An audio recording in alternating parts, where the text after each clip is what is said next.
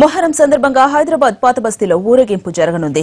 బీబీకా ఆలం నుంచి ప్రారంభం కానున్న ఈ ఊరేగింపు చాదర్ ఘాట్ వరకు కొనసాగుతుంది. మరిన్ని వివరాలు మా ప్రతినిధి రాధాకృష్ణ అందిస్తారు. Radhakrishna, over to you. Muharram సందర్భంగా పాదాపస్తిలో మాతం నిర్వహించడం ఆనవాయితీగా వస్తుంది. ఇవాళ మాతం నిర్వహించేందుకు అవసరమైన ఏర్పాట్లు కూడా పూర్తయ్యాయి. ఇప్పటికే బీబీకా ఆలంకి సంబంధించి ప్రస్తుతం మనం ఉన్న ప్రాంతం బీబీకా ఆలం. ఇక్కడ ప్రధానంగా దట్టీలు ఏవైతే పీర్లుగా మనం పిలుస్తామో ఆ దట్టీలన్నీ కూడా ఇక్కడ ఉంచుతారు. ఇక్కడి నుండి కొద్దిసేపట్లో ర్యాలీగా ఊరేగింపుగా బయలుదేరనున్నారు.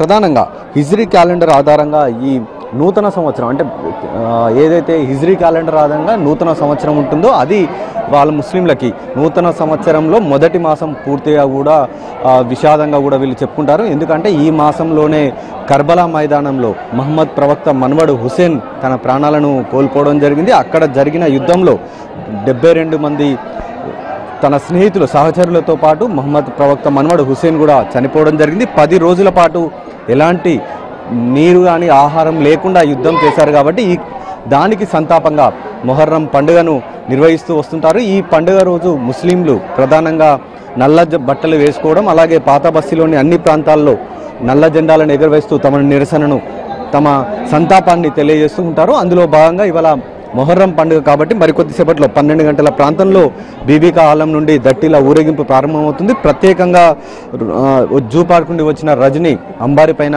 దట్టీలను ఉంచి ఊరేగింపుగా తీసుకొని వెళ్తారు. ఈ సందర్భంగా పాత బస్సులో ప్రధానంగా 3000 మంది పోలీసులతో బందోబస్తును ఏర్పాటు చేయడం జరిగింది. ఎక్కడ ఎలాంటి అవాంఛనీయ సంఘటనలు జరగకుండా పూర్తి స్థాయిలో కట్టుదిట్టమైన భద్రతను కూడా ఏర్పాటు చేస్తారు. ప్రస్తుతం మనం లోపలికి ఒకసారి చూస్తే దట్టి మనకు కనబడుతుంది. ఆ దట్టియే వీళ్ళు అంటే మహమ్మద్ ప్రవక్త మనవడు హుసేన్కి సంతాప సూచకంగా వీళ్ళు దాన్ని ఏర్పాటు కూడా చేయడం జరిగింది. 12 గంటల ప్రాంతంలో ఇక్కడ నుండి ప్రారంభమైన అంటే బీబీకా ఆలం నుండి ప్రారంభమైన ర్యాలీ చార్మినార్ మీదుగా చాదర్ఘట్ వరకు చేరుకుంటుంది.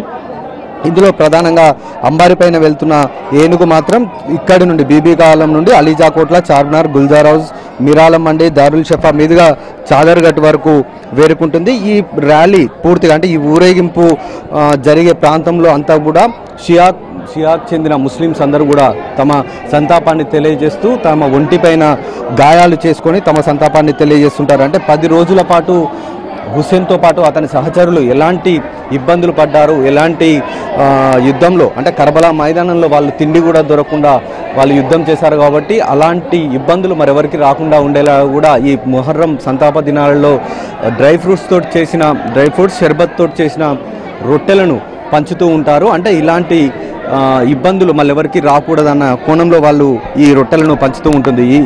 ఇదే విధంగా ఇవాళ ఈ ర్యాలీ ఊరేగింపు కొనసాగుతుంది. చాదర్ఘట్ వరకు సాయంత్రం 4 గంటల వరకు అంబారిపై ఊరేగించడం జరుగుతుంది. ఆ ఊరేగింపు దారిలో మొత్తం కూడా ఎక్కడ చూసినా కూడా ముస్లిం సంబంధించిన షియాకి సంబంధించిన వాళ్ళందరూ కూడా తమ సంతాపాన్ని తెలియజేస్తూ శరీరం పైన కత్తులతోటి గాయాలు చేసుకుంటూ రక్తం చిందేలా కూడా వాళ్ళు తమ సంతాపాన్ని తెలియజేస్తూ ఉంటారు. హుసేన్ అంటూ కూడా తమ రక్తాన్ని చిందిస్తూ వస్తుంటారు. చిన్న పిల్లల నుండి మొదలు పెడితే పెద్ద వయసు వరకు ఉన్న వాళ్ళందరూ కూడా తమ రక్తాన్ని చిందిస్తూ హుసేన్తో పాటు అతని సహచరుల మృతికి సంతాపంగా ఈ మొహర్రంని జరుపుకోవడం జరుగుతుంది.